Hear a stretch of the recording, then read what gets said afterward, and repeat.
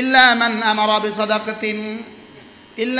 আমারা বিসাদাকাতিন আও ইসলাহিম বাইনান নাস ওয়া মান ইয়াফআল যালিকা ইবতিগাআ মারদাতিল্লাহ ফাসাউফা নু'তিহি আজরান আযীমা। যে সাদাকার নির্দেশ দিবা, যে সাদাকার কথা বলবা, যে সাদাকার কথা বলবা, আমি তাকে আজরা আজিম দিব। আজরা আজিম কত? 10। দেনেওয়ালারে দিব কত? 10। দেনেওয়ালারে দিব কত? 10, 20, 50। আর যে বলছে তারে দিব কত? অগণিত। সুবহানাল্লাহ বলেন। এই জন্য হাজী সাহেবান 1 নাম্বার তাওবা। 1 নাম্বার কি বলেন? 1 নাম্বার কি? তাওবা। তাওবার মধ্যে কয়টা অনুচ্ছেদ? 4টা। 1 নাম্বার কি? গুনাহ। এখান থেকে এত কথা আসছে, সমূলে ছেড়ে দেওয়া। গুনাহ কি? হ্যাঁ, গুনার জায়গাত গুনাহ, হজের জায়গাত হজ। বাইসলামি আর কি? বাইসলামি। দাড়ি ছাড়া হজে গেছে, দাড়ি ছাড়া হজ থেকে ফিরে আসে, বাইসলামি। কথা বলেন। দাড়ি ছাড়া হজে গেছে, দাড়ি ছাড়া ফিরে আসছে, বাইসলামি। পর্দা ছাড়া হজে গেছে, পর্দা ছাড়া ফিরে আসছে, বাইসলামি। ঘুষ খাইতে খাইতে হজে গেছে, আই আবার ঘুষ খায়, বাইসলামি। সুদ খাইতে খাইতে হজে গেছে, আই আবার সুদ খায়, বাইসলামি। ফাইজলামি। বুঝে না কথা। এটা কি বলেন? এটা ফাইজলামি, এটা বাইসলামি, তামাশা। এটা তামাশা। ইল্লা মান তাবা। 1 নম্বরে তওবা করলো। তওবা মানে গুনাহগুলো সমূলে ছেড়ে দিল। 2 নম্বরে আন-নাদামাতু আলা মা কান। অতীতের গুনাহগুলোকে মনে করে করে কাঁদতে থাকা।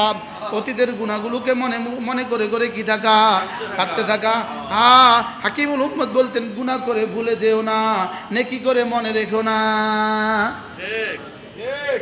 নেকি করে কি রেখো না, আর গুনাহ করলে কি ভুলে যাও না। আমরার অবস্থা কি জানেন নি? গুনাহ করলে আর মনে থাকে না, নেকি করলে বারবার মনে উঠে। ও গত 14 বছর আগে আমি উমরা করছিলাম। কি কয় জানেন? ওই যে এক বেটা বলছে, এক বেটা কি বলছে, ব্যয় নতুন ব্যয় আছে তোর।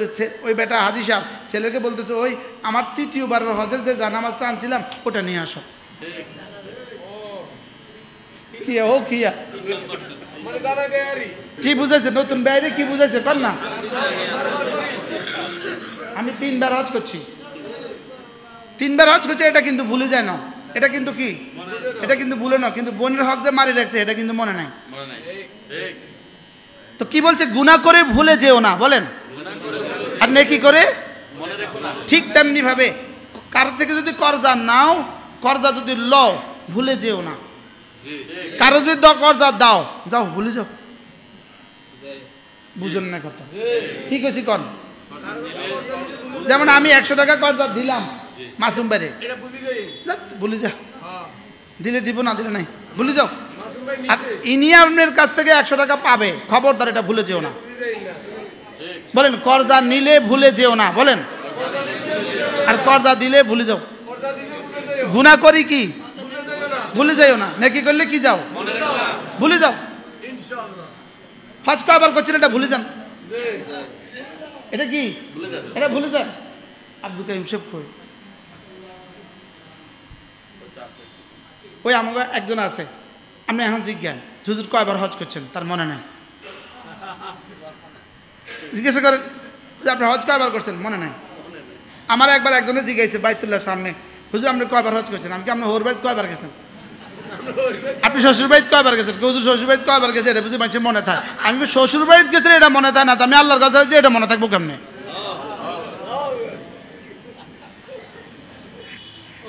কি আল্লাহ আমাদের কাইম সাহেবের হজগুলোকে কবুল করে। জীবনে অনেক মানুষের খেদমত করছে। আমারও অনেকবার হজ করা হয়েছে, অনেকবার। আমরা অনেকবার হজ করা হয়েছে। বলেন আলহামদুলিল্লাহ। বলেন আল্লাহ আল্লাহ আরো কবুল করো। কি জানি বলছিলাম? তো আবার 1 নম্বর কি? গুনাহ সমূলে ছেড়ে দেওয়া। 2 নম্বর কি? গুনার করা, স্মরণ করার করে কান্না করা। 3 নম্বর হলো আর করব না, ওয়াদা করা। আর গুনাহ করব না ইনশাআল্লাহ। বলেন ইনশাআল্লাহ। সব গুনাহ, আর কোনো গুনাহ করবো না ইনশাআল্লাহ। কয় নাম্বার গেল? 4 নাম্বার হইল যদি বান্দার হক সম্বলিত হয়, বান্দার হকটা বান্দাকে ফেরত দেওয়া। এই 4টা যদি হয়, এরপরে ইমানে কামেল হয়, এরপরে ফরজ ওয়াজিব সুন্নাত মুআক্কাদা আর ছুটে না। ব্যাস হাজী সাহেব নিশ্চিন্তে থাকেন। ফালিউবাদদিল সাইয়্যাতিহিম হাসানাত, নেকিকে গুনাহকে নেকি দ্বারা বদলায় দেবে। রেজিস্টার সাফ, রেজিস্টার কি লেকিন এখন হাজী সাহেব ফজর নামাজ পড়ে না, তাহলে আমালান সালেহা হয় নাই। কি বলছি বলেন? আমালান সালেহা কি হয় নাই? 3 নম্বর শর্ত পুরো হয় নাই। 1 নম্বর শর্ত ছিল কি? তাওবা। 2 নম্বর শর্ত কি? ঈমান। 3 নম্বর শর্ত কি? নেকামল। 3 নম্বর শর্ত কি? নেকামল। নেকামলের মধ্যে 1 নম্বর ফরজ নামাজ জামাতে পড়া। বলেন নেকামলের মধ্যে 1 নম্বর কি? কোন হাজী ঘরে নামাজ পড়তে পারবে না ইনশাআল্লাহ। কোন হ্যাঁ, কোন হাজী জামাতে নামাজ পড়বে ইনশাআল্লাহ। বলেন ইনশাআল্লাহ। হাজী কিসের সাথে নামাজ পড়বে?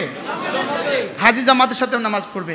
মূলত হজ করতে গেছেন কি লেগা? বাইতুল্লাহ বানাইছে কি লেগা? আল্লাহ তাআলা বলেন আমি বাইতুল্লাহ কেন, হযরত ইব্রাহিম বলেন রব্বানা লিইয়ুকিমুস সালাহ, আল্লাহ আমি বাইতুল্লাহ কেন বানিয়েছি? যেন ওরা নামাজ পড়ে। বাইতুল্লাহ বানাইছে মূলত কি লেগা? এজন্য ওয়াতাহহিরা বাইতিয়া লিত-তাইফিন ওয়াল আকিফিন ওয়ার রুকআই ওয়াস সুজুদ। সুবহানাল্লাহ। তাইলে বুঝা গেছে এই ঘর বানাইছে রুকুকারীর লেগা, এই ঘর বানাইছে সেজদাকারীর লেগা। সুবহানাল্লাহ। রব্বানা লিইয়ুকিমুস সালাহ, আল্লাহ আমি ঘর বানাইছি নামাজের লেগা। তাহলে বলেন নামাজ জামাতের সাথে পড়বো ইনশাআল্লাহ। বলেন ইনশাআল্লাহ। সমস্ত গুনাহ ছেড়ে দেব ইনশাআল্লাহ। সুযোগ থাকলে রোজানা কিছু সাদাকা করবেন ইনশাআল্লাহ। রোজানা কি? সাদাকা। আপনাদের কাছে প্রত্যেকের কাছে টাকা আছে, গরিবের উপর হজ ফরজ হয় থোড়াই, প্রত্যেকের কাছে টাকা আছে। নিজে একটা বাক্স বানাবেন, ওটার মধ্যে লিখে রাখবেন, স্টিকার লাগাই দিবেন আখিরাতের পুঁজি, লিখে দিবেন আখিরাতের পুঁজি। ওটার মধ্যে ডেইলি 10 টাকা লিখে দিবেন। এটার পরে 1 মাদ্রাসা, এই 1 মাস শেষে কালিকা ফুট দিয়ে যাবেন, আরেক মাস শেষে মিরাজ ফুট দিবেন, আরেক মাসের পরে আমানত ফুট দিবেন। যখন যারে ভাল লাগে তখন তারা দিবেন